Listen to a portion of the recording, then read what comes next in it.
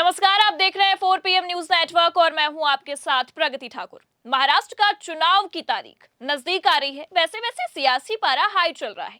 चुनाव को मद्देनजर रखते हुए सभी दल एक्टिव मोड में नजर आ रहे हैं। इसी बीच कांग्रेस ने भी अपने प्रचार तेज कर दिए हैं। प्रचार की जिम्मेदारी की बात की जाए तो इस लिस्ट में कांग्रेस के बड़े बड़े नेता शामिल हैं जो कि मोर्चा संभाले हुए हैं। इतना ही नहीं, खुद राहुल गांधी भी महाराष्ट्र चुनाव को गहरी अहमियत दे रहे हैं। एक तरफ जहां भाजपा चुनावी प्रचार के लिए पूरा जोर लगा रही है, तो वहीं दूसरी तरफ कांग्रेस और महाविकास अघाड़ी यानी एमवीए के नेता भी कई जनसभाओं को संबोधित करेंगे। इसी बीच लोकसभा में विपक्ष के नेता एवं कांग्रेस सांसद राहुल गांधी 6 नवंबर को महाराष्ट्र का दौरा करेंगे। वे नागपुर में संविधान सम्मान सम्मेलन में हिस्सा लेंगे। 6 नवंबर को मुंबई में महाविकास अघाड़ी गठबंधन की एक संयुक्त जनसभा को संबोधित करेंगे। महाराष्ट्र कांग्रेस अध्यक्ष नाना पटोले ने कहा कि मुंबई में होने वाले कार्यक्रम में राष्ट्रवादी कांग्रेस पार्टी के अध्यक्ष शरद पवार और शिवसेना यूबीटी के प्रमुख उद्धव ठाकरे भी मौजूद रहेंगे। नाना पटोले ने बताया कि राहुल गांधी, शरद पवार और उद्धव ठाकरे देश की आर्थिक राजधानी मुंबई में एक साथ एमबीए की गारंटी जारी करेंगे। उधर शरद पवार ने भी कॉमन मिनिमम प्रोग्राम जारी करने की बात कही है। पवार ने कहा कि विपक्ष का प्रचार अभियान 6 नवंबर को शुरू होगा, जिसके लिए तैयारियां जोरों पर हैं। वहीं दूसरी तरफ इस बात की भनक लगते ही भाजपा के खेमे में हलचल तेज हो गई है। वहीं इस जनसभा को लेकर अब महाराष्ट्र के सियासी गलियारों में चर्चाएं तेज हो गई हैं। इसे लेकर महाराष्ट्र कांग्रेस प्रमुख नाना पटोले का कहना है कि महाविकास अघाड़ी यानी कि एमवीए गठबंधन 6 नवंबर को मुंबई में एक संयुक्त रैली आयोजित करेगा, जहां वो विधानसभा चुनाव के लिए अपनी गारंटी जारी करेगा।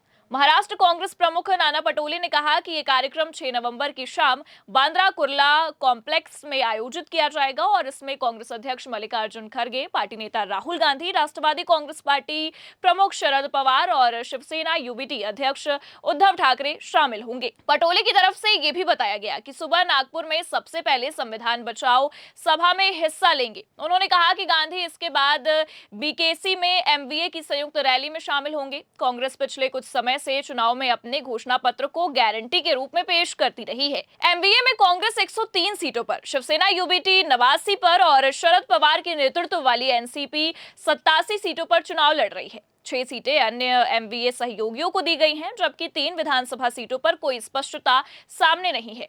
वहीं अभी के मौजूदा सियासी माहौल की बात की जाए तो फिलहाल भाजपा अपनों में ही उलझी पड़ी है। बागियों ने भाजपा में शामिल गठबंधन की नींद उड़ा दी है। अभी अगर जो मौजूदा हालात हैं उसे देखा जाए तो महायुति गठबंधन में शामिल बीजेपी में बगावत का दौर सबसे ज्यादा देखा गया। पार्टी के 19 बागी नेताओं ने टिकट न मिलने पर निर्दलीय चुनाव लड़ने का फैसला किया। इसके अलावा शिवसेना शिंदे और एनसीपी अजित पवार गुट के एक बागी नेता ने पर्चा दाखिल किया है। वहीं महाविकास अघाड़ी में सबसे अधिक बागी कांग्रेस से 10 और उद्धव गुट से भी कुछ बागियों ने निर्दलीय चुनाव लड़ने का फैसला किया है। बागियों की वजह से दोनों प्रमुख गठबंधन का खेल बिगड़ सकता है। वहीं भाजपा में शामिल दल लगातार बागी नेताओं को मनाने में जुटे हुए हैं। अब इन बागी नेताओं की जद्दोजहद के बीच पूर्व मंत्री अनीस अहमद ने घर वापसी का ऐलान कर दिया है। 5 दिनों तक प्रकाश अंबेडकर की पार्टी वंचित बहुजन अघाड़ी में रहने के बाद शनिवार को फिर से कांग्रेस में शामिल हो गए हैं। बता दें कि 28 अक्टूबर को कांग्रेस को झटका देते हुए वंचित बहुजन अघाड़ी का दामन थाम लिया था। 29 अक्टूबर को अहमद ने दावा किया था कि दोपहर 3 बजे से पहले कार्यालय पहुंचने के बावजूद उन्हें नामांकन पत्र दाखिल करने की अनुमति नहीं मिली।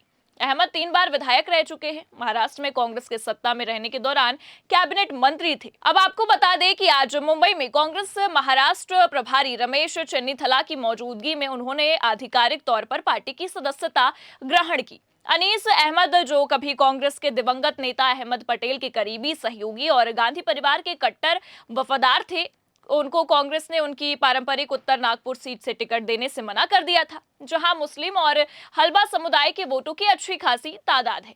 खैर, ये तो रही नेताओं के पाला बदलने और घर वापसी की बात, लेकिन इन सब के बीच महाराष्ट्र में एक मामले ने और भी तूल पकड़ लिया है। शिवसेना यूबीटी के सांसद अरविंद सावंत के बयान पर हंगामा खड़ा हो गया है। दरअसल उन्होंने शिवसेना की नेता शाइन एनसी पर निशाना साधते हुए कहा कि उनकी हालत देखो ना, जिंदगी भर बीजेपी में रही, अब दूसरी पार्टी में गई हैं। इंपोर्टेड माल नहीं चलता है यहाँ, हमारे यहाँ केवल ओरिजिनल माल चलता है। जिसके बाद उनके इस बयान पर मुंबा देवी सीट से शिवसेना उम्मीदवार शाइना एनसी ने पलटवार किया और माफी मांगने की मांग की। उन्होंने कहा वो एक महिला का सम्मान नहीं कर सकते हैं, एक प्रोफेशनल महिला जो सक्षम है, जो राजनीति में आती है, आप ऐसे शब्दों का इस्तेमाल करते हैं। यहां तक कि आपको बता दें कि उन पर एफआईआर भी हो गई है। इसी बीच इस मामले को लेकर सांसद संजय राउत की प्रतिक्रिया भी सामने आई है। उन्होंने इस मामले को लेकर क्या कुछ कहा है, इस वीडियो में आप देखिए। कोई अपमान नहीं हुआ है।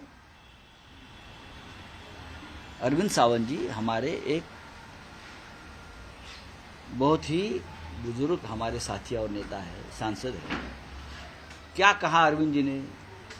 अरविंद जी ने इतना ही कहा है कि ये जो कि भाजपा की महिला उम्मीदवार है वो इस क्षेत्र में मुंबा देवी में बाहर से आई है, इंपोर्टेड माल है।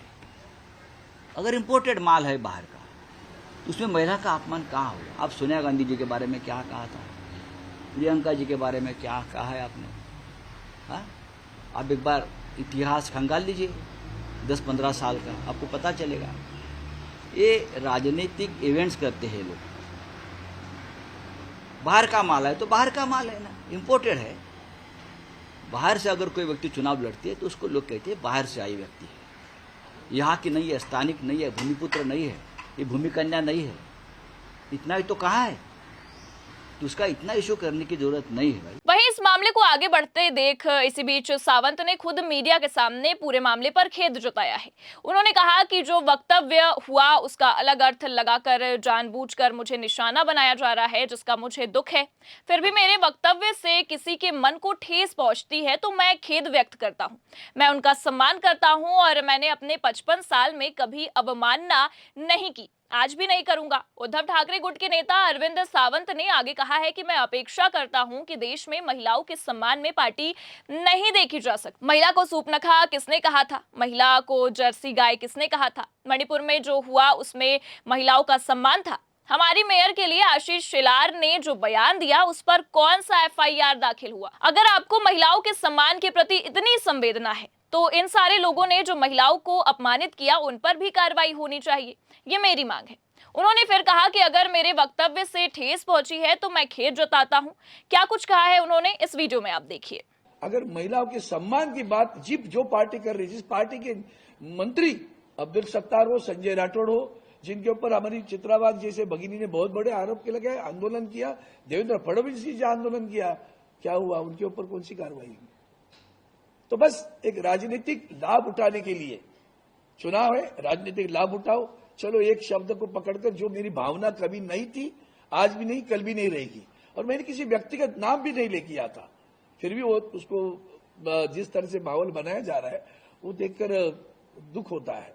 खैर, इस चुनावी माहौल के बीच नेताओं के बड़े बड़े दावे भी सामने आ रहे हैं। वहीं इसी बीच महाराष्ट्र चुनाव को लेकर राजस्थान के पूर्व मुख्यमंत्री और कांग्रेस के वरिष्ठ नेता अशोक गहलोत ने बड़ा दावा कर दिया है। राजस्थान के पूर्व सीएम अशोक गहलोत ने कहा कि टिकट वितरण में तो हम नहीं थे वहां, लेकिन हम प्रबंधन में हम सहयोग कर रहे हैं। अभी 4 नवंबर तक नाम वापसी का समय है, कल मैं भी मुंबई जा रहा हूं, सभी लोग मिलकर काम कर रहे हैं। गहलोत ने आगे कहा कि महाराष्ट्र में अच्छा चुनावी माहौल है, महाराष्ट्र में कांग्रेस गठबंधन के पक्ष में माहौल है। अब किसका कितना माहौल बना हुआ है ये तो खैर आने वाला चुनावी परिणामों के बाद ही पता चल पाएगा। लेकिन फिलहाल के लिए इस खबर में इतना ही। तब तक के लिए आप देखते रहिए 4 PM न्यूज नेटवर्क, और खबर कैसी लगी कमेंट में जरूर बताइए। धन्यवाद।